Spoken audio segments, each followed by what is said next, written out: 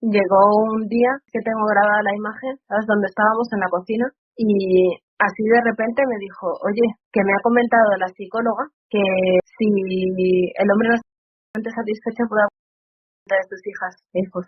Violencia psicológica, violencia económica, sabotaje laboral y sobre todo violencia institucional. Son todas las violencias que ha sufrido Ruth. Ella es una joven madre que cuando se decidió a denunciar los maltratos y las agresiones sufridas por parte de su expareja, el Estado, las instituciones y la justicia que debían de velar por su seguridad, según ella, no lo hicieron. Yo denuncié a mi expareja, me tuvieron durante horas declarando y me dejaron sola con una bebé de unos meses. O sea, después de toda la noche sin dormir porque él me había estado forzando a mantener relaciones sexuales durante toda la noche. Fui corriendo a las 8 de la mañana al centro médico y de ahí me derivaron a la Guardia Civil. Todo esto ocurre en un entorno rural. Me encontraba tan desesperada que intenté a mi hija se la llevaron los servicios sociales. Tras retirar la denuncia, pude recuperarla, no sin presiones por parte del abogado de oficio que me tocó, diciéndome frases como hay formas más elegantes de librar tu nombre, tú es que no deberías estar dando el pecho a una niña de un año, por parte de la letrada Administración de Justicia, frases parecidas, tratándome de loca, totalmente loca, que había denunciado porque me daba la gana. Ahí empieza toda esta historia, que ha terminado en que yo tengo la custodia de la niña, pero he tenido que renunciar totalmente a la vía penal, ¿no? Porque no me creen, pero como no creen a ninguna, he visto últimamente, todos los abogados especializados en violencia de género me han aconsejado que puede ser peor incluso ir por la vía penal. Según lo que yo he leído en la denuncia, no era la primera vez que él te obligaba a tener sexo, incluso cuando tú estabas dando de lactar en la cama a tu niña durante la noche, ¿verdad? Esto nos despertaba y nos hacer relaciones. Y eso, yo que tengo una discapacidad, me provocaba crisis. Claro, tú eres una mujer con autismo, además eres una mujer que también ha sufrido durante la infancia. adolescencia. Tengo incluso escritos, manuscritos, de parte de él, admitiendo que me ha... Pero varios abogados me han aconsejado que a la hora de ir a un juicio penal, que a mí me torturarían, vamos, porque no hay forenses preparados para ver este tipo de...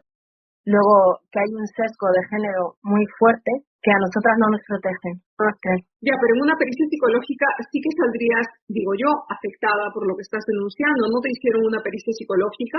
No, y además me recomendaron los abogados que no le hacía poner en cuenta que era gastarme el dinero y que iba a salir yo peor parada. Todo por la discapacidad, sobre todo, y por el intento, que es una de las secuelas, ¿no?, de haber vivido un maltrato psicológico grave. En conversaciones previas tú también me habías comentado que él te había amenazado con la niña, ¿no? Que tengo grabada la imagen, ¿sabes?, donde estábamos en la cocina y así de repente me dijo, oye, que me ha comentado la psicóloga que si el hombre no está sexualmente satisfecho puede abusar de sus hijas e hijos. Cuando tú haces todo esto y cuando la crisis que sufres te hace tener un intento de suicidio y te ingresan a ti en el hospital, ¿a quién le entregaron la niña? Al maltratador. Habiendo la denuncia previa que tú habías presentado sobre pero creo que hubo un fallo y que no metieron a la niña como sujeto también de especial protección. Pero no es algo que hagan mucho tampoco, porque luego entregan custodias a los padres que han sido denunciados. Una vez que lo ve el juez, eso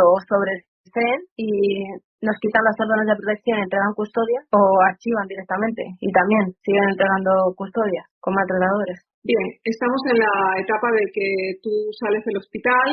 Es que yo estaba, imagínate, después de un ingreso en el que me habían pinchado no sé cuánta medicación, en fin, yo estaba totalmente desubicada y estaba sola, totalmente sola. Pues acudí allí al juzgado y allí por fin conocí a la abogada de oficio, nada, que me saludó y me dijo, bueno, ¿qué? ¿Continuamos con la denuncia o no? Y yo me quedé como todo petrificada, claro que continuamos con la denuncia, ¿no? Y después, cuando en otro momento volvió a aparecer, le digo, bueno, ¿qué? ¿Mi hija? ¿Dónde está? ¿Cuándo me la devuelven? Dijo, pues tu hija está con su padre. Pero algo me dijo que no me la devolvería hasta que retirase la denuncia. Bien, después de eso, ¿qué ocurrió, Ruth? Tras varias negociaciones, incluso me planteó un 158, ¿no?, por lo que había ocurrido, por el intento de Un 158 es pedir que le retiren la custodia a la madre por peligrosidad, o sea, con un bebé de 1 año, ¿sabes? Siendo lactante y siendo él teniendo una denuncia previa. Pero claro, la denuncia previa no consta en un procedimiento civil. Entonces, menos mal que por lo menos la juez lo único que dijo es que si tenía miedo de que yo me llevase a la niña al extranjero, que quitasen el DNI y ya está. Es más que nada por la seguridad de la criatura. Es para pasar la custodia al que plantea el 158. La niña vuelve a estar contigo y a partir de ahí, ¿qué ocurre? Nos divorciamos por mutuo acuerdo. Él pedía la custodia compartida de la niña. ¿Qué era lo que quería respecto a su hija? Sí, que quería una compartida, porque les son mucho más beneficiosas. Así no pagan nada. Y estaba lactando, según has dicho. Sí, quería cortarla. ¿Y qué dijo la justicia en ese sentido? ¿Le dio la razón? No, fue negociando, haciéndole ver que como se emperrase mucho en custodia compartida o que íbamos a ir por lo penal.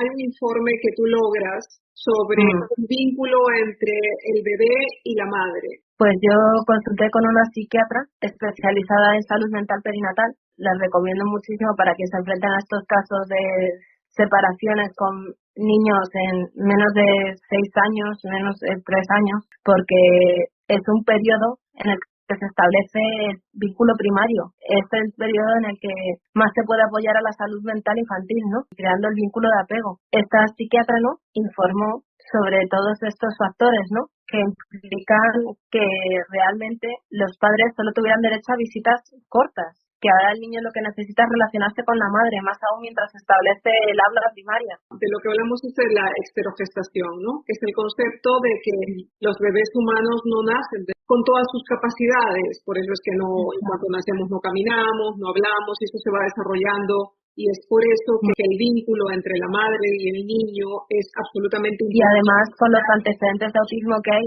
es vital cimentar este vínculo desde el nacimiento hasta los 3, 4 años, ¿no? Y recomienda que la lactancia, en tu caso, no se corte hasta los 3 años. Hasta los 4. Centrémonos en la violencia institucional, que es la que tú denuncias haber vivido y que sabemos que muchas mujeres en el momento de la separación o en el momento de que sus hijos son tutelados por la administración también sufren, ¿no? ¿Qué es lo que tú has aprendido en todo este camino que comenzaste en agosto de 2023? Que la violencia institucional es el peor maltratador de todos. Así de sencillo y así de fácil. O sea, que llegamos a los juzgados de violencia de género creyendo que por fin nos van a escuchar, por fin nos van a proteger y no. O sea, lo único que se fijan es que haya una relación entre el maltratador y nuestros hijos e hijas. O sea, que continuemos en el ciclo de la violencia eternamente y los dejan solos frente a ellos. Y ahora mismo incluso las visitas no tienen que pasar por un punto de encuentro familiar y es que todo el mundo me ha dicho encima que es mejor no pasar por ahí. De hecho, sabemos cómo los llaman, ¿no?, a los puntos de encuentro familiares. ¿Cómo los llaman? Los mataderos de madres. Porque se han vivido muchos casos que incluso que con informes del PES en el que te declaran sobreprotectora, después hay cambio de custodia hacia el maltratador. El PES es el punto de encuentro familiar. ¿Cómo se realizan las visitas con un hombre que ha sido denunciado por agresión sexual y que ha sido denunciado por agresión psicológica? Al momento de darle las visitas, ¿qué se ha contemplado? Nada, incluso yo pedía eso, que le pasara por un forense. Mi representación legal se negaba también porque decía que si no me lo iban a pasar a mí, que iba a ser peor. O sea, siempre estamos lo mismo, con el foco puesto sobre la madre. ¿Y las visitas, al no ser en un punto de encuentro, cómo son? Se queda en un punto, le acerca un familiar a la niña y se la llevan. ¿Y quién se la lleva? Yo, el progenitor y sus abuelos paternos. Pero tú no puedes saber si siempre está la niña en compañía también de los abuelos, porque si se la llevan fuera... Es imposible, y ya con una persona que ha actuado así, que ha hecho lo que ha hecho, pero lo que es normal es que le permitan acceder fácilmente a menores, cuando realmente debería de tener él un señalamiento, él un tratamiento psicológico. Esta persona no debería de estar así, es un peligro. ¿Cuál es el mensaje fundamental que te interesa a ti dar a través de esta entrevista con todo lo que has vivido? Que sin violencia institucional la violencia de género tendría fin. Pero ahora mismo, con cómo está planteado todo el sistema judicial en contra de nosotras, de las mujeres, de las madres, esto no va a acabar nunca y es más. ¿Quién me dice que no a mí por cualquier error que según ellos pueda cometer no me arranquen a mi hija y se la den a él? Porque denuncie, yo qué sé, que se permita la comunicación. Porque hay casos que son así, tan oscuros y tan crueles que son así simplemente por impedir una comunicación o por no querer más visitas, claro, con un ser que es peligroso. O sea, yo ahora mismo tengo que partirme en dos, tengo que disociar para permitir que mi hija se vaya. No es normal, yo no pondría a mi hija en peligro así, porque sí, vamos, dejándola con un ser. Y es lo que me